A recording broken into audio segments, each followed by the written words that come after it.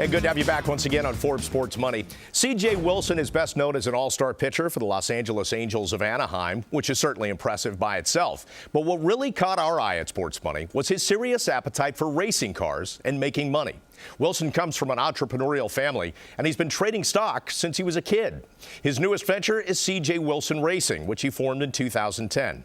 And while some athletes take it easy during the offseason, Wilson is on the track, leading the chase for even bigger rewards. Mike Lozanian sat down with Wilson at the Forbes offices for our newest Sports Money profile. Owning a race car team, is this the folly of an all-star pitcher, or is this a sound business venture? I think that remains to be seen. It's on a long-term level, the only way to get it going is to have really good partnerships. And on the side, what it actually has done is it allowed me to get into the car dealership industry, which is actually a much better play, dollars and cents wise. Now the dealership, is fairly lucrative and easily covers the team. And so I'm trying to get more dealerships to grow the team. Have you always been a fan of car racing? It's all my dad's fault. I used to go to USAC midget races, which are dirt track stuff. My dad was on a pit crew for a team.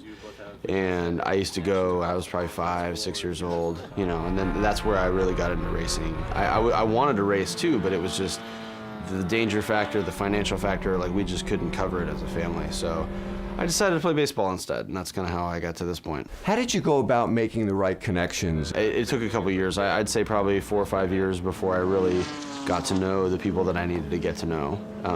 And I did that by racing myself. So I was racing and I would go race for these other teams and rent a seat from them and try this series and do this and do that. And then you eventually get yourself in that kind of circle, and during the off season, that's what I did every year from 2006 pretty much until, still doing it now. You won a race for your class last year. Mm-hmm. Was that sort of a point where, you felt you had made your mark? It's like baseball. There's these little stepping stones. You might get your first win in pro ball, but then that's only an A ball. So then you want to win in double A, make the all-star team, kind of work your way up. And then same thing with baseball now, where there's no goal that I've achieved that I don't want to do again, or that I can't see a bigger goal. Like I want to win the World Series. I've won the American League a couple of times. I've finished kind of well in the Cy Young, but haven't won it. I'd like to win that. I'd like to be an all-star every year. You have to have these goals of kind of perpetual performance. Was there much resistance from the Texas Rangers, and now of course you're pitching for the Angels, that you can't race in a car, or any concerns over the amount of time you're spending in this business? Well, I don't really do racing as much as I did, and then part of that is because I'm honoring the contract and the liability that I have if I get hurt or something.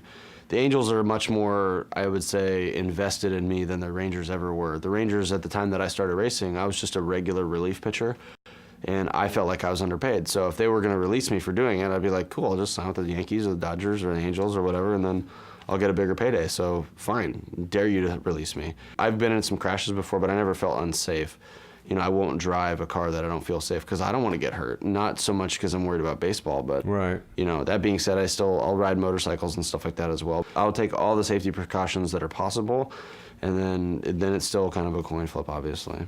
CJ, how would you describe how the business responsibilities are divvied up between you and your two partners? It's 100% mine, and the operations comes down to certain people having jobs and responsibilities, but I get to make the call, I make the deposits. I also meet with the sponsors and the partners and stuff and the manufacturers and try to create a better dynamic there, because realistically speaking, we're just a regular race car team unless I'm involved, and a regular race car team saying, oh, we can do this, like all these companies have heard it before. They don't really want to deal with the same kind of team. So we're a different team, and because I have a sports and entertainment background, then we're able to do these different little projects with videos and promotions. But for me, it's always been this 10-year, 15-year, 20-year plan, and as such, I'm willing to take a hit on getting the new suit or the gold chain or whatever, because to me, I want to have something to live on when I'm 40 or 50 or 60 years old. That's the ideal scenario. And there's nothing guaranteed. I got a good contract last off season, but that was the first guaranteed money I got. Before that, it was like I would get a one-year deal. So I was always kind of living knowing that if I bought something, it had to be something that I knew I could sell. Because if it ever got to the point where I was past my means, I had to get rid of it.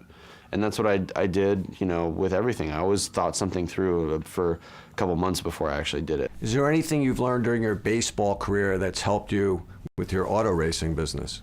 I would say sports psychology is the biggest thing. Learning how to mentally perform a task so that you don't physically have to do it. Because obviously with racing, every time you move the car, it costs money. Every time you literally transport it somewhere, or turn it on, or drive it around the track, it costs money. So you have to find a way, just the same thing with your arm, where I can't just go pitch every day. My arm will literally fall off my body. It'll shred itself to pieces. It's an unnatural motion. So baseball's an unnatural motion pitching-wise. Racing is expensive.